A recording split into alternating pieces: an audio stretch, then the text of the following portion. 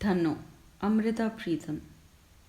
ये उन दिनों की बात है जब चांदी का रुपया सफ़ेद हुआ करता था और देहात में अठन्नी को धेली और चवन्नी को पोली कहते थे।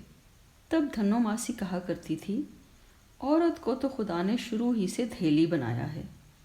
रुपया डबल तो कोई कर्मों वाली होती है जिसे अपनी मर्जी का मर्द मिल जाए, लेकिन ऐसी औरत तो किसी ने देखी ना सुनी। घर घर धेलियाँ हैं, बस 2-3 पोलियों को जन्म दिया और दुनिया से लद गई। कितनी मुंह फट है ये धन्नो, कोई औरत उसकी गैर हाजिरी में बुराई करती। लेकिन गांव की सब औरतें धन्नो के सामने दांतों तले जुबान दिए रखती। सबको याद था कि एक बार शाहों की केसरों ने यही बात धन्नो के सामने कही थी, तो धन्नो ने उसकी वो गत बनाई कि तौबा ही भली। बोली, तुम सिले मुंह वाली नेक और मैं फटे मुंह वाली बुरी। धेली तो बहन केसरो, तुम्हारी भी रात को इसी तरह भिनाई जाती है जैसे मेरी। और फिर धन्नो ने गांव की एक एक औरत के ऐब गिन दिए थे।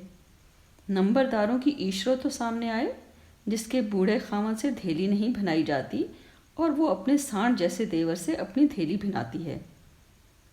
और चीमों की बलवंतो कैसे भोली है, जो डोली में से कै करती उतरी थी और 7वें महीने बेटा पैदा कर मारा। और वड़ाइचों की करतारो, जिसने 4 बरसों से शौहर का मुंह नहीं देखा था, लेकिन रोज़ मेथी उबाल कर पीती थी। और धन्नो को जिन औरतों के ऐब नहीं मिल सके थे, उसने उनकी कुंवारी बेटियों के नाम गिन दिए थे। आई बड़ी सियानी, अपनी छल्लों को संभाल, जो सिंधुओं के जगतारे से अपनी धेली भिनाने के लिए बेचैन फिरती है। और तू धर्म वाली कहीं की, अपनी कोठे जितनी बेटी की शादी क्यों नहीं कर देती, जो गुरुद्वारे के भाई से कंधे की शादी फिरती है। और गांव की औरतें सुनकर कांप उठी थीं और फिर कभी किसी को धन्नो के मुंह पर कुछ कहने की जुर्रत ना हुई। यूं भी धन्नो से उनकी गर्ज वाबस्ता थी। जिस घर में बेटे या बेटी का गला सूज जाता, वो 100 बनफशे और सौंफ उबाल कर पिलाती। लेकिन महीना महीना बच्चों के गले ठीक ना होते, हलक से निवाला ना उतरता, बुखार चढ़ जाता और औरतें थक हार कर बच्चों को उंगली से लगाए धन्नो के दरवाजे पर पहुंच जाती। बेटा, इसी से कहो तुम्हारा गला मल दे। और धन्नो गर्म घी में अपना अंगूठा और एक उंगली डबोकर जिस बच्चे का गला मलती, दूसरे दिन वो बिल्कुल तंदुरुस्त हो जाता। गले हमेशा मदानों ने मले हैं। धन्नो जब हंसकर ये बात कहती तो पता चलता कि धन्नो खत्रियों मदानों के ख़ानदान से ताल्लुक़ रखती है। वैसे ना तो किसी ने उसके माँ बाप को देखा था और ना किसी रिश्तेदार को। सिर्फ ये रिवायत मशहूर थी कि धन्नो खाते पीते घर की बेटी थी। उस पर टूट कर जवानी आई थी और उस उम्र में उसने किसी के साथ आंखें लड़ा ली थीं। लेकिन उसे माँ बाप के घर से निकाल कर लाने वाला एक जराइम पेशा आदमी था, जो 10-20 दिन उसके साथ रहने के बाद उसे कहीं बेच देना चाहता था। इस पर धन्नो ने मुंह फाड़ कर उससे कह दिया था, अगर पल्ले बंधी धेली को भिनाकर ही रोटी खानी है तो जाते हुए तुम्हारी जेब भर के क्यों जाओ। और उसने उसे पैरों से कांटे की तरह निकाल फेंका था। सो अब ना उसे जन्म देने वाले उसके रहे थे और न संभालने वाले। और फिर कहते हैं कि किसी गांव के बड़े जमींदार ने उस पर फरेफ्ता होने के बाद उसे अपने घर में डाल लिया था। लेकिन जब जमींदार के बेटों ने बखेड़ा खड़ा किया तो उसने उसे बेटों से चोरी दूर इस गांव में खेत खरीद कर उसके नाम कर दिए थे। जब तक जिंदा रहा उसकी खैरियत पूछता रहा, लेकिन अब तो वो भी कब का मर चुका था और धन्नो तन्हा अपने जोर के बल पर जिंदा थी। यूँ वो कभी कभार अपने आप से इतना कह लिया करती थी, किस बात की फिक्र है, पल्ले धेली बंधी हुई है, कोई मुश्किल बनी तो भिना लूँगी। लेकिन एक बार जब एक मस्त फूटते नौजवान ने धन्नो की बाँह पकड़कर चुटकी भरते हुए कहा था, धेली तो दिखाओ, क्या खरी भी है, तो धन्नो ने उसके गिरेबान में हाथ डालते हुए कहा था, चलो दिखाओ, तुम्हारी माँ की शलवार में है।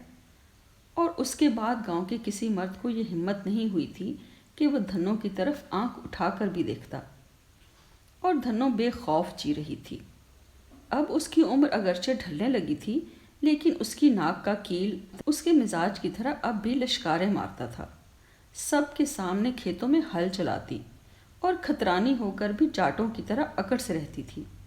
ایک بار اسے میادی بخار نے آ گھیرا۔